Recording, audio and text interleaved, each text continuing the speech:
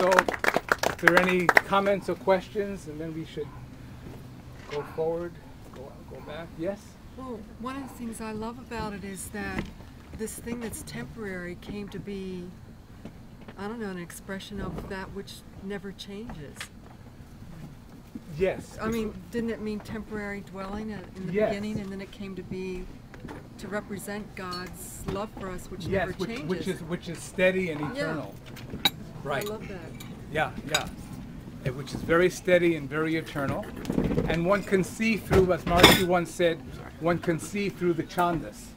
And a sukkah is not really considered a kosher sukkah, an authentic, authoritative sukkah, if one cannot see the sky through it, or if one cannot see light coming in through it.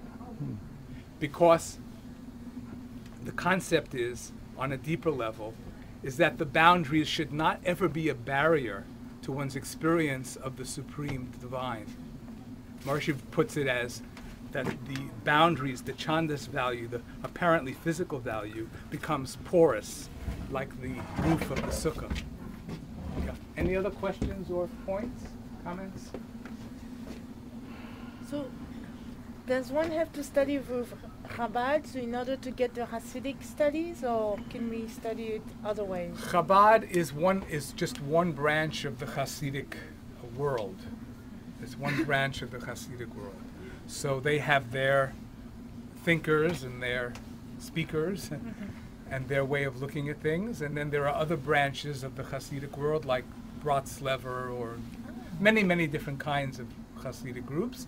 Unfortunately, for the most part, the Hasidic groups at this point, for the most part, have lost their connection with practical techniques of meditation, except for some rare exceptions. They've pretty much lost their. It's more on the level of devotion, which is beautiful, and prayer, which is very nice, and on the level of kavanah, which is like their intention when they do something. But the actual techniques of meditation that were used by the prophets, for the most part, this is not being practiced by most of the Hasidic people, of any group.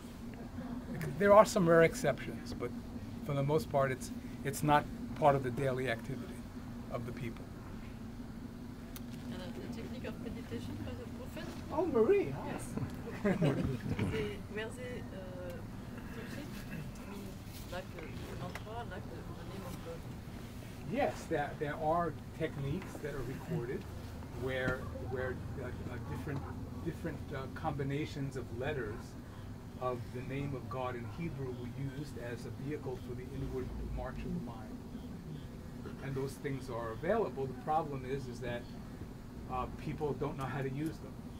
They concentrate on them, or whatever. They don't know how to use it in an effortless way.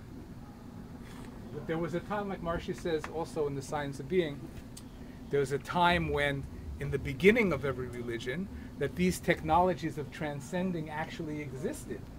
But after time, they kind of became distorted, and people forgot how to do them in the proper way. Same thing happened in the Hindu culture, the Vedic culture as well. Same thing. And then it gets revived. After a while, it gets revived. Maharishi said that when the collective consciousness, the purity of collective consciousness rises, that all the religions are going to not so much emphasize the do's and the don'ts. That's not going to be like the center of the religion, but the technologies, the ways to refine and purify the mind and the body, these types of technologies will again rise up. They'll become more prevalent like that. And of course, with TM, we have, such an incredibly natural and effective way to align every aspect of the individuality with the cosmic being, the cosmic will. Yeah, Margot. I wonder, when you sit in such a sukkah, then you also feel reminded of those many people around the world who don't have a Yes. housing like we do.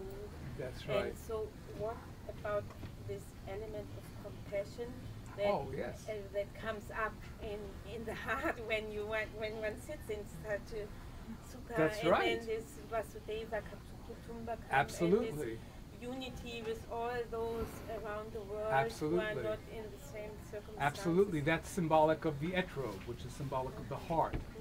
And that when the heart is aligned with the divine love, the universal love, then compassion and love and the desire to support and to sustain and to nourish all of God's creation, as I said in the very beginning, is something that's very, very lively in such people.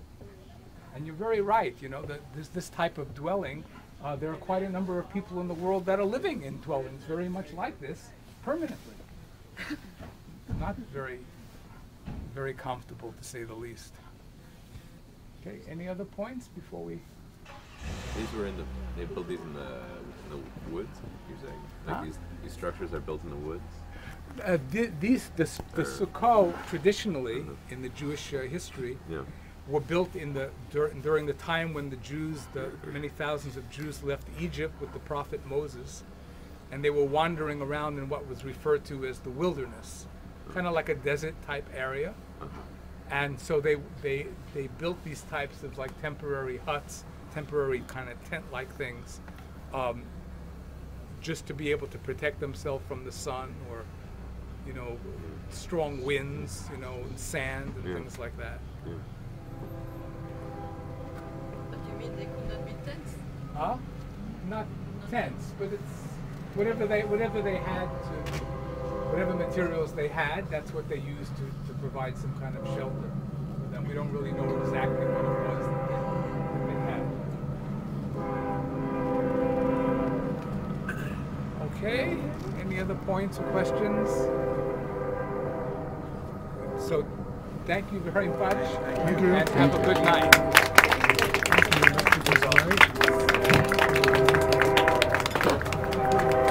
Okay.